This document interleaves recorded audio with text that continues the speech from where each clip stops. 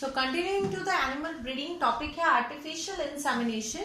Artificial insemination, artificially मतलब कि natural way से डिफरेंट हम करा रहे हैं, that is artificial from the man made methods. Inseminate, inseminate मतलब होता है when the male gametes are released into the female body, this process is insemination. So we are doing this process artificially, that's why we are calling it artificial insemination. Let's look at the process. क्यों किया जा रहा है artificial insemination? Obviously बात है, हम एक better variety बनाना चाहते हैं. हम सोच रहे हैं एक सुपीरियर बुल हो, एक सुपीरियर काव हो, उनको आपस में ब्रीड करा दें तो वो बेटर रहेगा. कई बार क्या होता है कि हम जो ब्रीड कराना चाह रहे हैं वो बहुत दूर के है. कोई है जो मान लीजिए आपके साउथ रीजन में कोई ब्रीड पाई जाती है, हम उसको किसी नॉर्थ रीजन की ब्रीड से या किसी ईस्ट रीजन की ब्रीड से, या मैं कहूँ कोई एग्जॉटिक है, कोई कहा भाई बाहर अमेरिका में पाई जाती है, उस ब्रीड को हम अपनी इंडिया की ब्रीड के साथ फ्यूज कराना चाहते हैं. तो इट्स नॉट पॉसिबल कि हम उसको ही एनिमल को यहाँ लेके आए. तो हम क्या करते हैं, उसके गैमेट कैरी करते हैं. तो उस गैमेट्स को कैरी करके लेके आते हैं और फिर आर्टिफिशियली इंसेमिनेट करते हैं. देखिए कैसे. सो आर्टिफिशियल इंसेमिनेशन के लिए सबसे पहले एक सुपीरियर बुल की जरूरत है. जब बुल लेंगे तो सुपीरियर ही क्वालिटी का चूज करेंगे, जो डिजीज फ्री हो, उसमें जो स्पर्म है उसकी मूवमेंट स्ट्रांग हो, नंबर ज्यादा हो, ऐसी क्वालिटीज हो. सुपीरियर बुल कलेक्ट करेंगे और उससे हम कलेक्ट करेंगे सीमेन. वो जो स्पर्म होते हैं और जो साथ में पूरा का पूरा जो भी उसका लिक्विड आता है, that complete is known as semen. तो सुपीरियर बुल से सीमेन को कलेक्ट करेंगे और इसको जब तक आपको यूज नहीं करना, आप इसको स्टोर करो. और इसको स्टोर करने का जो तरीका यूज होता है, that is cryo preservation. Now what is cryo preservation? Cryo preservation में देखो बहुत सारी चीजों को हम ऐसे स्टोर कर सकते हैं. हम लिक्विड नाइट्रोजन में -196 डिग्री सेल्सियस पे स्टोर करते हैं. ऐसे करने से ये चीजें खराब नहीं होती. कोई भी चीज हो, चाहे सीड हो, पॉलन हो, सभी चीजों को ऐसे स्टोर किया जाता है. और अगर नॉर्मली रखे तो मैं आपको बता दूं, जो स्पर्म है उसकी 2 दिन तक वायबिलिटी है कि वो जर्मिनेट फर्टिलाइज कर सकता है. उसके बाद उसकी फर्टिलाइजेशन प्रॉपर्टी खत्म हो जाएगी. तो जरूरी है उसको स्टोर करके रखें. अब दूसरा हम क्या करेंगे,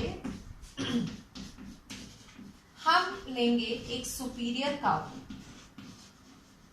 सुपीरियर काउ को चूज करेंगे. सुपीरियर काउ को चूज करने के बाद हम टाइम वेट करेंगे उसका ओव्यूलेशन टाइम, यानी कि जब उसमें ओवम बना हो, उसको उसका हीटिंग पीरियड भी कहते हैं.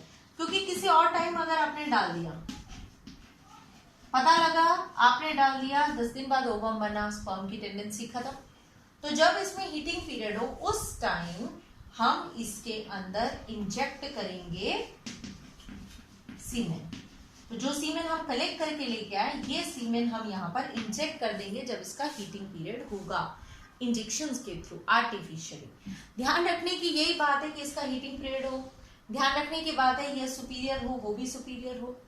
फिर यह ध्यान रखने की बात है जितने भी इक्विपमेंट्स आप यूज करो वो स्टेरिलाइज्ड हो, यानी कि वो इन्फेक्शन फ्री हो. इस तरीके से हम इसमें डालेंगे तो जो हमारी प्रोजेनी बनेगी वो सुपीरियर प्रोजेनी बनेगी. उसमें वैसे कैरेक्टर्स होंगे जैसा हम डालना चाहते हैं इन्हीं दोनों पेरेंट्स के सुपीरियर कैरेक्टर.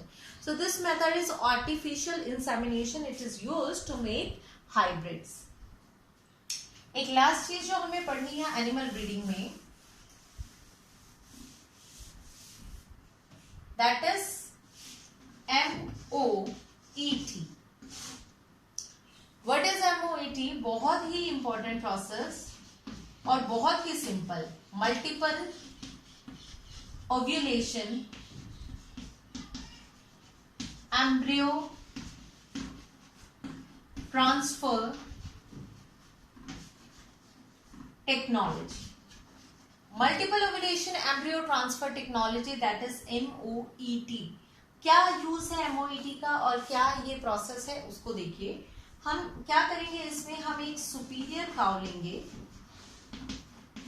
सुपीरियर काउ, उस सुपीरियर काउ में हम एक इंजेक्शन लगाएंगे. कौन सा इंजेक्शन लगाएंगे? इसको इंजेक्ट करेंगे FSH. FSH एक हार्मोन होता है, that is follicle stimulating hormone.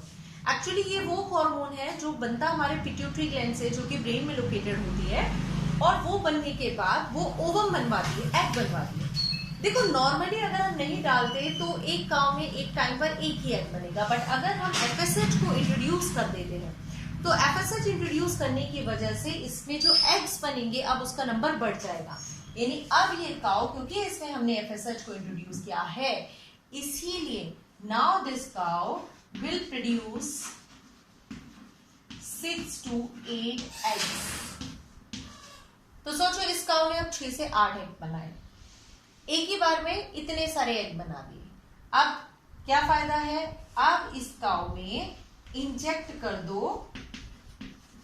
सीमेन, किसी सुपीरियर का ही सीमेन डालोगे, आर्टिफिशियली या नेचुरली जैसे भी है उसको रिप्रोड्यूस करा दो। फायदा क्या हुआ, अगर 6 से 8 मैं सुपीरियर प्रोजेनी बनाना चाहती तो मुझे 6 से 8 काउ चाहिए और 6 से 8 बार उनको मैं इंसेमिनेट कराऊंगी। यहाँ मैंने एक काउ ली, एक सीमेन लिया, सीमेन में तो बहुत सारे स्पर्म होते हैं राइट, लार्ज नंबर, एक ही बार में सारे हो गए, यानी यहां मेरे बन गए सुपीरियर 6 to 8 ज़ायगोट बन गए एक ही बार में। पर क्या एक मदर, एक काउ इतने सारे बेबीज को कैरी कर सकते? It's not possible for the development. So इनको 16 to 32 सेल स्टेज तक डिवाइड कराएंगे। 16 to 32 सेल स्टेज पे हम इसको ट्रांसफर करेंगे into surrogate mothers, transfer into surrogate mothers. तो जो मदर्स है मतलब दूसरी, उसमें करेंगे। फिर आप पूछोगे तो जब उसको ट्रांसफर ही करना तो बेनिफिट क्या हुआ? अगर हम इसको अब ट्रांसफर करेंगे तो जितने कैरेक्टर डलने हैं डल चुके हैं, अब कैरेक्टर्स का फर्क नहीं पड़ेगा। एक नॉर्मल हेल्दी सी काउ में आप ट्रांसफर कर दो, राइट? जरूर नहीं उसमें वो कैरेक्टर्स हो जो आप चाहते हो, बट नॉर्मल हेल्दी हो, डिसीज फ्री हो, उसमें आप डाल दो। तो ये यहाँ पर बेनिफिट है। तो एमओईटी बड़ा ही इंपॉर्टेंट प्रोसेस है और आपसे पूछा जा सकता है एग्जाम में। तो this is about animal breeding. यहाँ पर आपका चैप्टर का एक कंटेंट पूरा होता है। सो नेक्स्ट में अगला कंसेप्ट पढ़ेंगे। That is all for this. Thank you.